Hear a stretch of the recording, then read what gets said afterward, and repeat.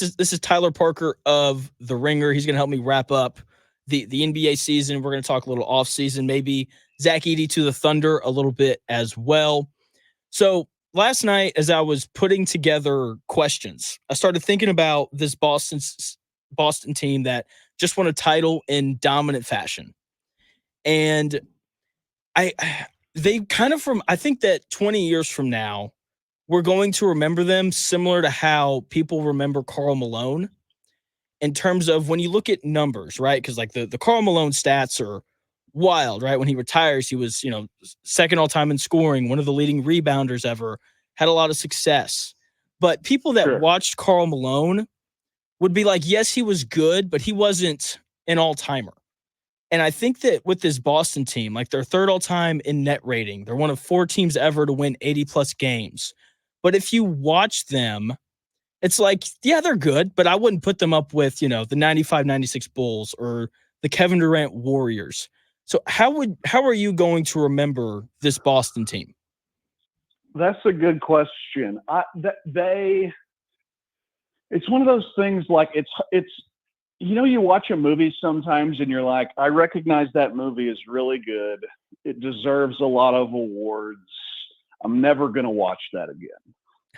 And it's not quite to that level with the Celtics, but they lack a certain kind of personality and just like charisma that I think a lot of other title teams have had. And there's something about all the threes that they're shooting that can kind of make it feel a little less sexy, because they're not getting them off in those like old Steph and Clay ways where it feels like you're just on the verge of, having some sort of, psychedelic, acid flashback or something. Like it's just different. Tatum doesn't inspire the kind of fervor that other people do. And so and I think it's also people have a hard time getting over the fact that so many of the teams that they were playing against were down important pieces. And so who knows if in 20 years people will remember that or not. I do think that people that watched them will remember that they weren't overwhelming in the way that some other title teams can feel. But I also, I think if I were a Celtics fan, I would say we're nothing like Malone because check out the hardware. You know what I mean? That's right. Yeah. Like, but I hear what you're saying. There is you want more.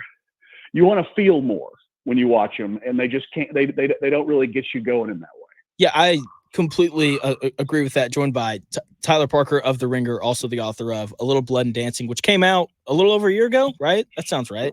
Yeah, a little over a year ago, yeah. So just an awesome writer. Go and check out his stuff. And I think looking ahead to next year, there's an overwhelming feeling of Boston's going to repeat because they're bringing everybody back except for like Luke Cornett and Sam Hauser, who are good players. Don't get me wrong, but those core 7 are going to be there again.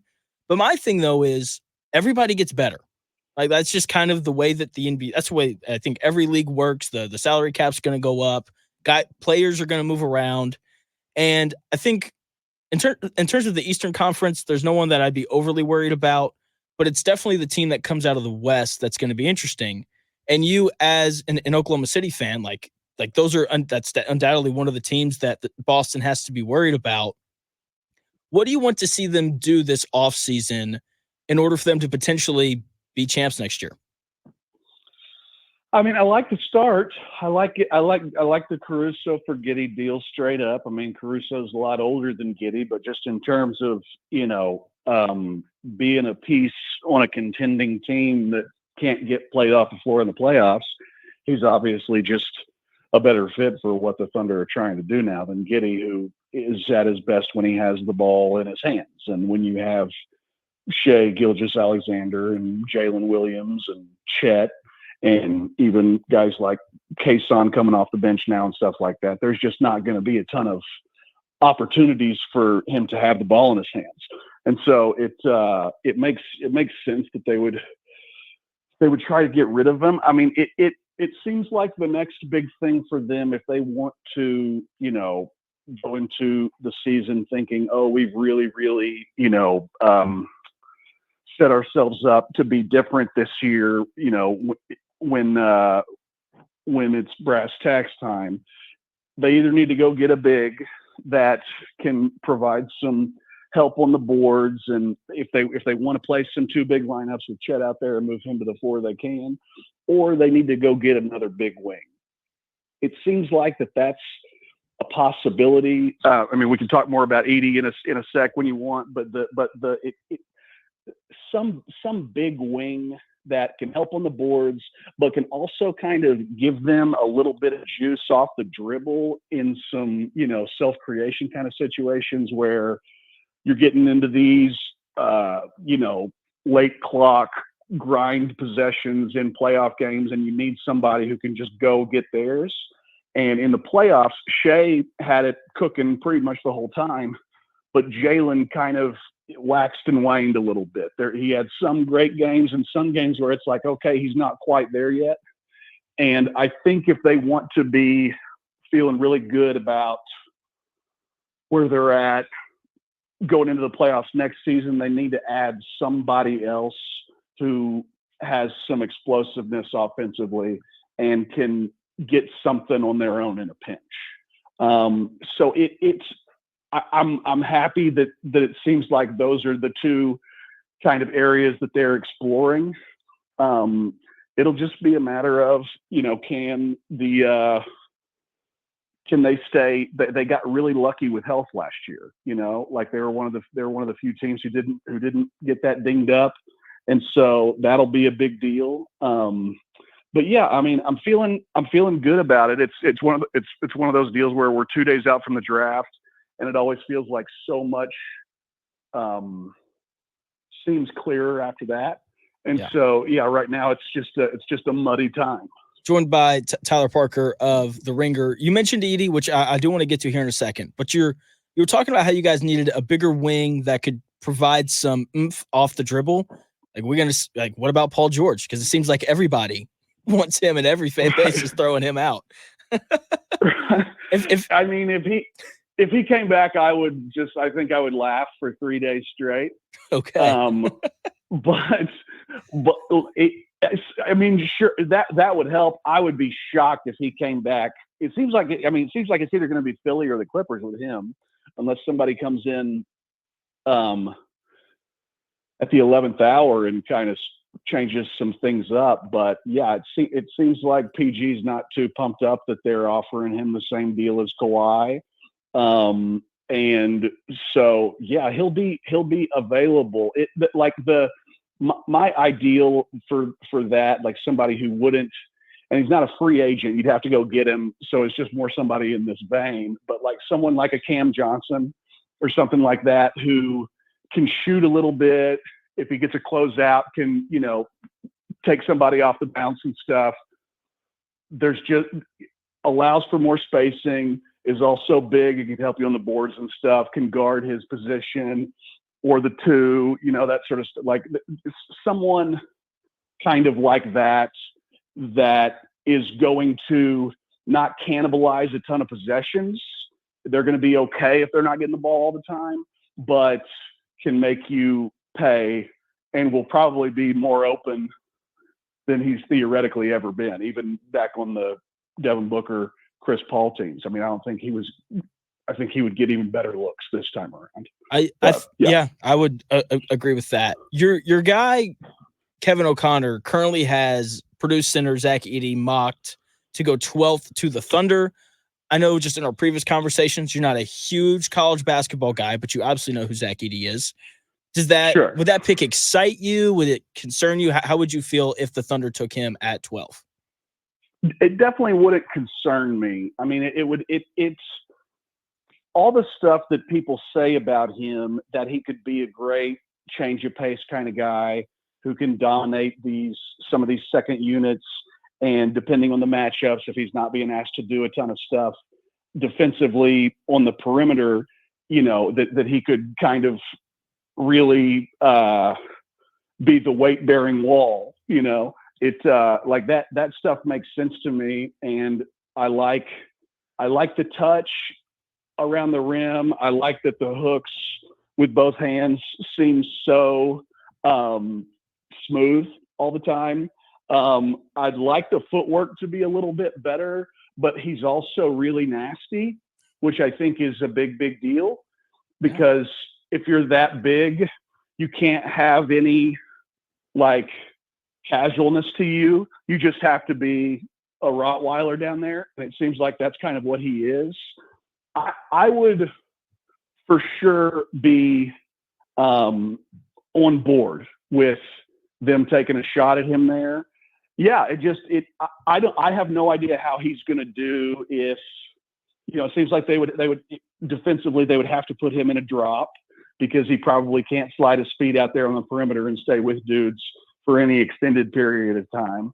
I know, around the rim, like he was a block monster in college, and it makes sense that he'll still be solid there in the pros. He obviously won't be as effective there. But yeah,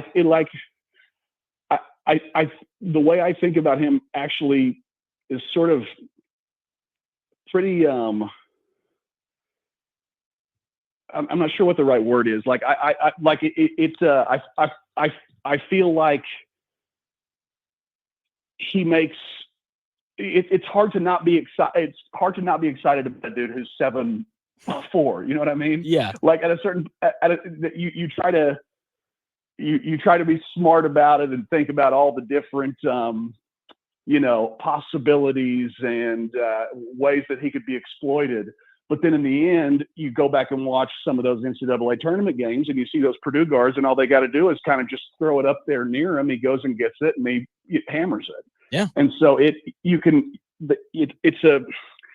a funny prospect, because you can see it crashing and burning, and you can also see it kind of like selectively just making all the sense in the world.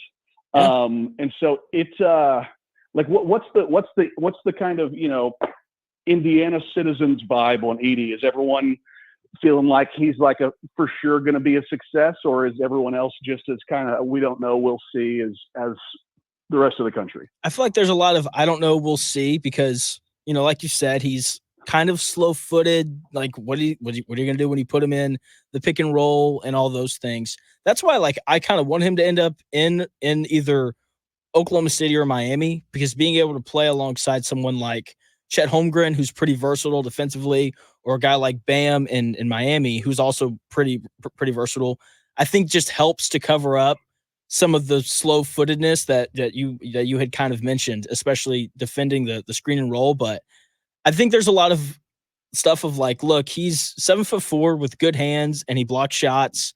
Could some of the feet stuff be better? Sure. He's got good touch. So there's it's a lot of what you said. Like there's a lot of positives to his game, but there is concern with the NBA being so perimeter oriented of, can he survive defensively when teams try to pull him, 25 feet away from the basket? Right. Yeah. It seems like they'll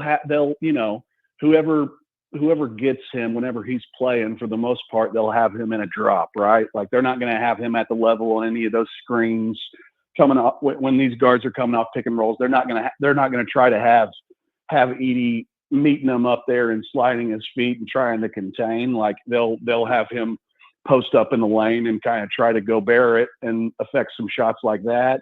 And it'll depend on what kind of contests he's able to get, on these guards who are so good at getting ahead of steam and getting their defender on their back and just giving them a ride to the middle of the lane and hitting that little floater, or finding somebody, whoever, Luka, Halliburton, Fox, Shea, Trey. There's just a whole list of, whole list of people who, even if they're not going to try and hit a pull up from 23 feet, they might try to work their way down into the lane and figure it out. And then it's just going to be a matter of, Can he get a solid enough contest to where they think twice about it? Or if they do start to bop it around after getting two on the ball, can he be quick enough as a help defender in rotations to try to get over and, contest some shots effectively? It seemed like sometimes if it was a situation where he had to move to make the contest, to kind of rotate to make the contest, sometimes his size, it was like he couldn't use it in the ways that he can whenever he's at a little bit more of a standstill. Yeah. So just trying to kind of, you hope that the athleticism and the fluidity keeps coming along, that he can start making more plays on the move defensively. You know what I mean? Like I know he had, plenty of moments where he's staying with a guard from the top of the key and the guard's going to the rim and he, swats it off the glass and stuff like that. That's going to be harder to do in the pros because guards are bigger and faster and stronger and more explosive. But he's shown that he can do it sometimes. It's one of those things like, I think if I was a Purdue fan, when I watch him, I would be like, all y'all people are being idiots and you're overthinking this. This guy's 7'4". Shut up. Quit looking for all these reasons to not draft him. You keep telling me this draft sucks. This guy's 7'4" and was one of the most dominant college basketball players of all time. Like, just get over yourselves, you stupid NBA people, and draft this guy. He'll work out. That's what I would be thinking if I was a Purdue fan. So I would totally understand if someone's like, what is the deal? Why am I having to deal with, Castle maybe getting drafted above him? That sort of stuff. Like I could totally see thinking that. I think it's one of those things that, because of the way that the league has gone and because it's so perimeter oriented and so dependent upon, action beyond the arc, people can sometimes forget, the last several MVPs in the league have all been big men. And there has kind of been a big men, obviously, resurgence with Jokic and Embiid and even Giannis.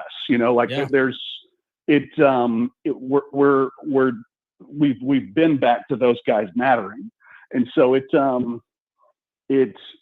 I'm excited that there are these bigs like Edey and Klingon that are in this draft to kind of see, where we're at with prospects like that. They feel like good options to see, okay, like where's the league at now? Like, can this type of dude withstand all the drives, all the passing, all the threes, that sort of thing? So it's cool that there's two kind of throwbacks here to change things up and give people a taste of what they used to get. Yeah, without a doubt. In terms of how Purdue fans feel watching Edey and with the draft, I married into a family of Purdue grads and Purdue fans, and that is exactly how they feel. Like, this dude's 7'4". He's been awesome. Like you said, this draft's terrible. Like, just take him in the lottery and let's see how it goes. Once again, joined by Tyler Parker of The Ringer. And, there's all these questions around Edey and the mobility and stuff. I'm ready for the Olympics because he's playing for Team Canada. And I think a lot of these questions about, like, how does he maneuver the pick and roll? How does he defend in the drop? Like, how does he defend when he's just on the move in general? I think we're going to see a lot of those questions answered during, when he's playing with Shea and Nembhard and these guys for Team Canada.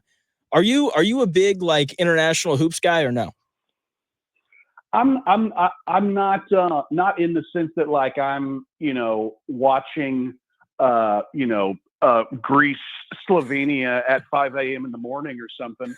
But when the games are on at a normal time, I like watching them. I like watching it partially because the rules are a little bit different and you feel like you get to see players in a slightly different context than when they're in the league. But also, I think you get a sense for a player's actual competitiveness. You know what I mean? It's like, Yeah. okay, this isn't the NBA, like, and you're not getting paid for this. But how much does this matter to you? You know what I mean? Yeah. And so I like it in that sense. And I mean, I like that Edey played on the Canadian team last year. You know what I mean? Like, I think that's probably some pretty valuable stuff for him. But yeah, I will for sure be watching all of this, just not quite as intensely. Not quite as not so intensely that it's going to affect my sleep. You know what I mean? I'm tired enough. Yeah, that makes perfect sense. 3 more questions for you, Tyler, and I will let you run. Thoughts on JJ Reddick being hired by the Lakers? You know, I liked it. There's so much just stuff surrounding the hire that is fun and funny to talk about. You know, Reddick and LeBron's podcast happening, and then all of a sudden Reddick's the coach. The Dan Hurley of it all, and this weird rivalry that Shams and Woj have that's causing all this strange stuff to happen. There's just so much like extracurricular aspects of this that are entertaining that I think sometimes people are getting a little are missing the forest for the trees in terms of the basketball stuff. Like, I think JJ's really, really smart. And when I hear him talk about basketball and other teams' tendencies and the ways that certain players and teams and coaches can exploit certain things, like, it all seems pretty spot on to me. You know what I mean? And what the hell do I know? It's much easier to sound like you know what you're talking about on a podcast than it is to make quick adjustments in the matter of 2 minutes because Mark Daignault figured out something that you're doing that isn't working that they can exploit, and so you have to figure that out in real time. Like, that's a harder thing to do than going on your podcast a day later and sort of walking through, okay, here's what happened during this 2-minute stretch, right? Like, it's harder to do in the moment. But he seems like a basketball sicko to me. Yeah. And he seems like a crazy worker and somebody who is not afraid of the analytical side of things, but also isn't afraid to think about it just from a pure kind of basketball non-numbers perspective. Like, it seems like he's got the kind of wide-reaching, broad sort of knowledge to make this work. That being said, I don't think there's a harder job in the NBA than coaching LeBron historically, both because of expectations and because LeBron will not hesitate to let you and the public know if he thinks that something isn't right. And so it certainly, I don't think it's a guarantee that it's going to work out, but when you watched him in a game announcing, or when you listen to the pod, like, regardless of how you felt about the chemistry between him and Breen and Doris, or if you're a super old school basketball fan and you felt like it was way out of bounds for him to take shots at Kuzi and these guys, saying that Jordan was playing against plumbers and stuff like that. even if you think like that, which I would totally understand, even if Reddick just annoyed you on a personal level from back in his Duke days, I would totally get that. It's also like, when I listen to him, he's doing the work and he knows what he's talking about and he knows what the other teams are doing. You know what I mean? Yeah. And so he seems to be very smart when it comes to the X's and O's of basketball. And so I like the hire. I really do. I think it's a swing for sure. But it's I think that assistant coaches in the league deserve more head opportunities than they get, but there is something kind of nice about, all these other head jobs. The Cavs just hired Kenny Atkinson earlier this morning. But the kind of the finalists for those jobs, it was Atkinson and James Borrego. Yeah. And those are two guys that have been head coaches before. And those are two names that you hear in a lot of head coaching searches, right? Yeah. And it feels like that happens a lot, not just with head coaches, but also with potential, GM candidates in the league and stuff like that. Just teams constantly it's a lot of retread, right? Like, okay, like this guy didn't work out here, but he was decent, so let's try him here. At least he was okay, so people aren't going to look at us like, oh, this was a terrible hire. He's got a lot of experience, blah, blah, blah. I like that the Lakers took a chance here and did something a little bit different. It's not like they went out and hired some, unproven unknown or anything. They would have got him from the number one announcing team on ESPN. But I'm all for an organization taking a chance on someone outside of the normal kind of list of names that usually get trotted out whenever a job becomes available. So it'll be interesting. I can guarantee you that I will get annoyed with how much people are going to want to talk about the Lakers, and like by the end of this call, I will probably be sick of it. And they will get talked. No, I'm kidding. But they will get talked about so much next year. I mean, like, it's going to be crazy, especially if they get a third dude. Like that roster is going to be a lot different, and so I'm kind of priming myself for a lot of glitz and glam, especially because at this point now, any year could theoretically be LeBron's last. And so I think the eyeballs are going to be nuts, and I think it's going to be really annoying for those of us who are not Laker fans. But yeah, I can't say that I like what what's working. Are they going to win a title? I don't know, but I think JJ's smart, and I think he'll do a good job assuming health for the Lakers. If AD gets dinged up, LeBron gets dinged up, all bets are off. But if people are healthy, Reddick knows what he's doing. So we'll see what happens. We will. I completely agree with you. I am also out of time, so I got to run. Tyler, you're the best, man. Thanks for making time for this, and hopefully Zach Edey's playing for the Thunder next year. That's what I hope, at least. I don't know about you. No, that would be great. Always happy to come on and talk, and congrats on the show, and we'll talk to you soon. Sounds good. See you, man. Thanks again. Bye, buddy. That was Tyler Parker of The Ringer. Fantastic writer, one of the best ones I know.